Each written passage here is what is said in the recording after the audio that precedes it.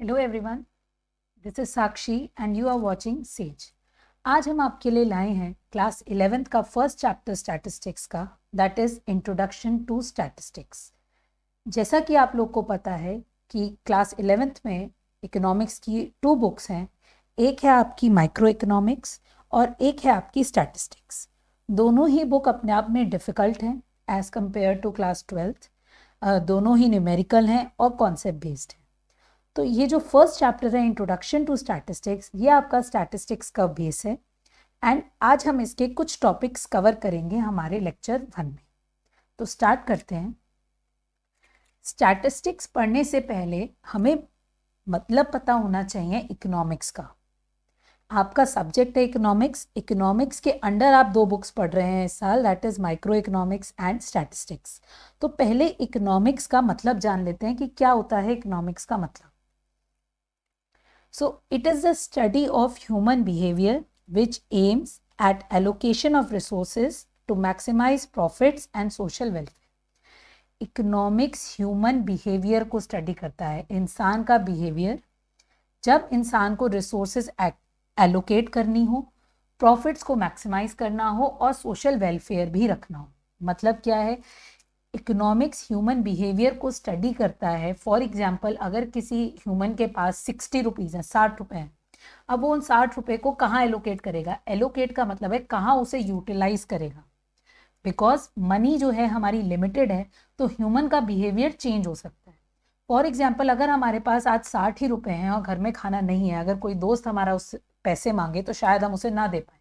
That is a human behaviour की scarcity है, कम है पैसे, so we are not able to lend the other person.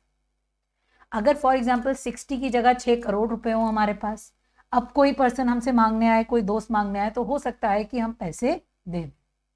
So that study is called economics. हम human behaviour को study करते हैं इन टर्म्स ऑफ क्या डिमांड है ह्यूमन बिहेवियर की, क्या सप्लाई है ह्यूमंस की। अब ये डिमांड, सप्लाई, मार्केट, इन सब के बारे में हम स्टडी करेंगे। That is economics, right. So human behaviour को इस तरीके से स्टडी करना है। देखो, ह्यूमंस जो है, इंसान जो है वो लालची होता है, ठीक है। तो अगर हमारे पास कुछ ही रिसोर्सेज हैं तो हम कोशिश करेंगे उन कुछ रिसोर्सेज से ही मैक्सिमम प्रॉफिट निकाल सकें।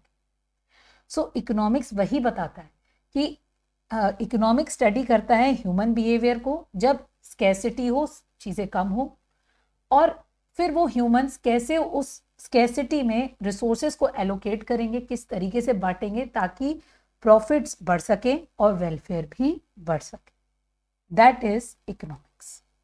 It refers to selection of choices in scarcity.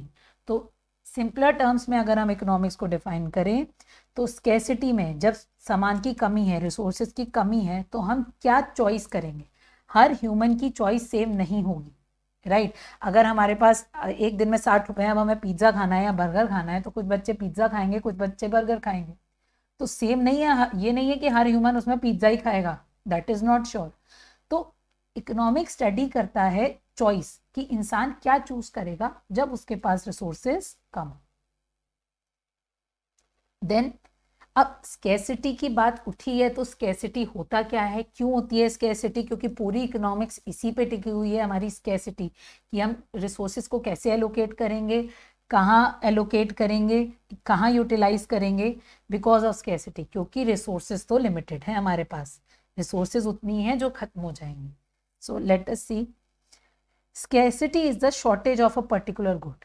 किसी भी चीज़ की कमी होना इज स्कैर्सिटी, ठीक है। जैसे आपको पता है कुछ रिसोर्सेज होती हैं जो नॉन रिन्यूएबल होती हैं। नॉन रिन्यूएबल का मतलब है उन रिसोर्सेज को हम बार बार यूज नहीं कर सकते, तो वो कभी ना कभी तो खत्म होंगी। Like you know, coal, petroleum, ये सब की कमी है, तभी आज उनके रेट इतने ज़्यादा हाई हैं, है ना।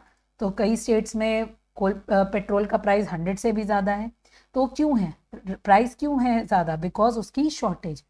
तो स्कैर्सिटी तभी हो, स्कैर्सिटी का मतलब ही ये है कि किसी गुड की शॉर्टेज होना, कम पड़ना। It is a cause of economic problems. अब ये जो हम पूरी इकोनॉमिक स्टडी करेंगे या इकोनॉमिक्स, इकोनॉमी में जितनी भी प्रॉब्लम्स होती हैं, it is related to scarcity, क्योंकि किसी ना किसी चीज़ की शॉर्टेज होगी। अब बिकॉज किसी ना किसी चीज़ की शॉर्टेज होगी तो हमें उसे शॉर्टेज को जो है फिर उस रिसोर्स को कहीं ना कहीं दूसरी तरीके से एलोकेट करना पड़ेगा, ठीक है। Then scarcity arises because of the following reasons. अब स्केर्सिटी क्यों होती है ये देखते हैं। पहला रीजन, रिसोर्सेज आर लिमिटेड। जैसे अभी मैंने आपको बताया, जो पेट्रोल, कोल, इन सब जो रिसोर्सेज हैं जो नॉन रिन्यूएबल हैं, ये लिमिटेड है, ठीक है, कभी ना कभी खत्म ज़रूर होंगे। Human wants are unlimited. अब हमें जो सामान चाहिए वो तो अनलिमिटेड है, ठीक है। एक फ़ोन लिया हमने, ठीक है, मार्केट में न्यू फ़ोन आया तो मन करेगा वो दूसरा ले लें, उसकी जो फीचर्स हैं वो ज़्यादा अच्छे हैं।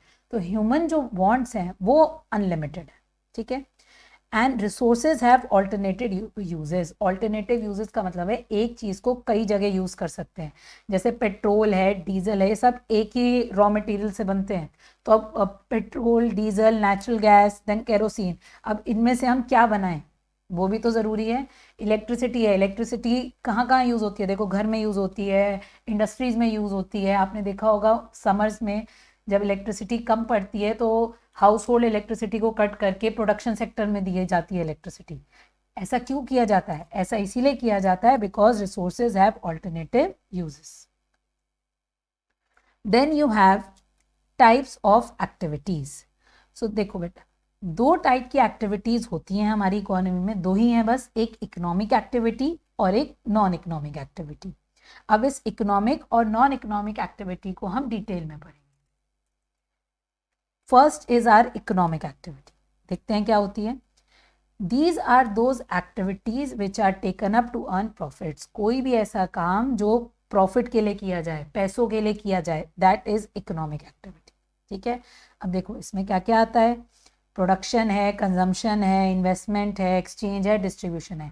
ये सारे काम हम पैसों के लिए करते हैं। इकोनॉमी में बेसिकली यही 5 काम होते हैं और ये सारे काम हम पैसों के लिए करते हैं, फ्री में नहीं करते। So this is our economic activity. Okay. Let us see what is non-economic activity.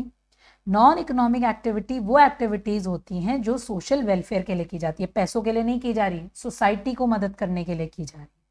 That is non economic. अब इसमें क्या क्या आएगा? Religious, social and political activities, जिसमें हम पैसे नहीं कमा रहे। ओके, सो आज हम इतना ही करेंगे।